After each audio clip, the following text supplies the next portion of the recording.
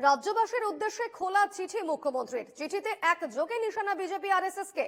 ক্ষমতায় আসার পর প্রথম খোলা চিঠিতে প্রথমবার সরাসরি আরএসএস কে আক্রমণ করলেন মুখ্যমন্ত্রী। রাজ্যে কুশ্রী মিথ্যা প্রচার চালাচ্ছে আরএসএস, অভিযোগ মুখ্যমন্ত্রীর। হঠাৎ করে বাংলায় আক্রমণাত্মক হয়ে উঠেছে আরএসএস বিজেপি। এরা ডিভাইড অ্যান্ড রুলের খেলা খেলতে চায়। দাঙ্গা বাঁধানোর চেষ্টা করা হচ্ছে। আমরা কঠোর ব্যবস্থা নিয়েছি, দাঙ্গাকারীদের ছাড়া হবে না। খোলা চিঠি রাজ্যবাসীকে, বার্তা মুখ্যমন্ত্রীর। পাল্টা দিলীপ ঘোষ এ বিষয়ে কি বলছেন শুনবো।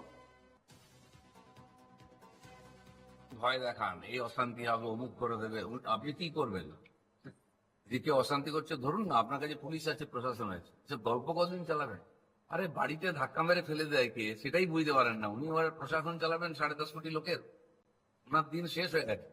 যান, রিটায়ার্ড হয়ে বাড়িতে শান্তিতে থাকুন, পূজা পাঠ করুন। কেন এই বয়সে এত মিথ্যা কথা বলছে, ফালতু কথা বলে সমাজে বিভ্রান্তি তৈরি করছে? এটা বয়স নয়, মানুষ আপনাকে জিজ্ঞেস করে দিয়েছে, তা বুঝতাম। আমাদের সঙ্গে এই মুহূর্তে টেলিফোনে রয়েছেন প্রতিনিধি রণজয় মুখোপাধ্যায়। রণজয়, রাজ্যবাসীকে এই প্রথম খোলা চিঠি মুখ্যমন্ত্রীর, এবং একেবারে খোলা চিঠিতেই রীতিমতো আরএসএস কে আক্রমণ করলেন মুখ্যমন্ত্রী মমতা বন্দ্যোপাধ্যায়।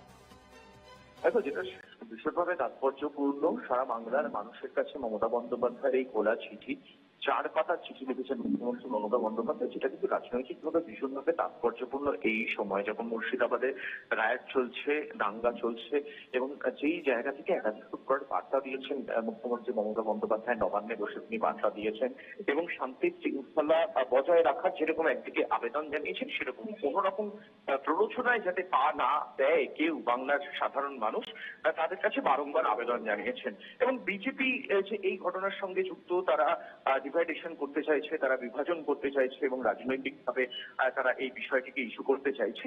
এই বিষয়ে কিন্তু একাধিকবার নিজের মত স্পষ্ট করেছেন মুখ্যমন্ত্রী মমতা বন্দ্যোপাধ্যায়। কিন্তু দীপর্ণা, এই প্রথম যেখানে আমরা দেখলাম রাজ্যবাসীর কাছে, বাংলার মানুষের কাছে যেখানে খোলা চিঠি লিখলেন মুখ্যমন্ত্রী মমতা বন্দ্যোপাধ্যায়, এবং সেখানে সরাসরি ভাবে বিজেপির পাশাপাশি আরএসএস কে আক্রমণ করলেন। এই ঘটনায় যেভাবে দাঙ্গা রণজয়, তুমি সঙ্গে থাকো, আমি তোমার কাছে ফিরবো। এই মুহূর্তে আমাদের সঙ্গে টেলিফোনে রয়েছেন সিপিএম নেতা সুজন চক্রবর্তী। সুজন বাবু, মুখ্যমন্ত্রী একটি 4 পাতার খোলা চিঠি লিখেছেন রাজ্যবাসীর উদ্দেশ্যে। তিনি বলছেন সবাইকে শান্ত থাকার বার্তা দিচ্ছেন, ধৈর্য রাখার বার্তা দিচ্ছেন। পাশাপাশি তিনি আরএসএস এবং বিজেপিকে একেবারে একযোগে নিশানা করে বলছেন যে এটা বিজেপি এবং আরএসএস এর চাল, এবং মুর্শিদাবাদের যে সমস্ত ঘটনা জানা যাচ্ছে, প্রকাশ হচ্ছে, সেগুলো কুশ্রী এবং মিথ্যাভাবে প্রচার করছে বিজেপি আরএসএস। কিভাবে দেখছেন বিষয়টিকে?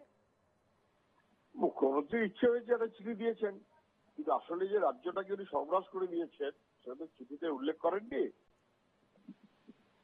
রাজ্যটাকে ধ্বংস করার মতন করেই চালানো হচ্ছে, তৃণমূল সেইভাবে চলছে, বিজেপি তার সুযোগ দিচ্ছে এবং আলটিমেটলি আরএসএস এর তাদের লাভ। আরএসএস এটাই চায়।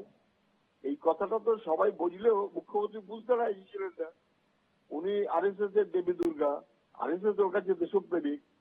সবাই জানে যে আরএসএস এর দ্বারা তৈরি বিজেপি, আরএসএস এর দ্বারা তৈরি তৃণমূল।